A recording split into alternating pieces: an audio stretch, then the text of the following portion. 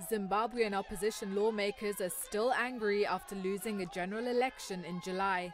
Dozens of MPs from the Movement for Democratic Change walked out of Parliament on Tuesday during President Emmerson Mnangagwa's State of the Nation address, saying they didn't recognize his presidency.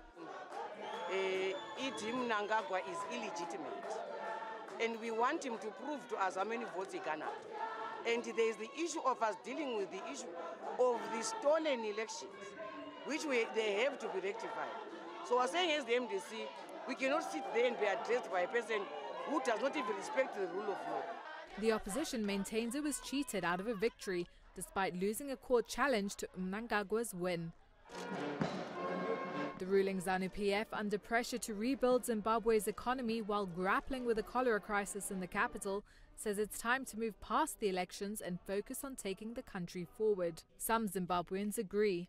It is my hope as a young person that the MPs will stick to business and will make sure that the laws that are supposed to be aligned to the 2013 Constitution are fully done and people move away from cheap politicking and insults in the parliamentary sessions.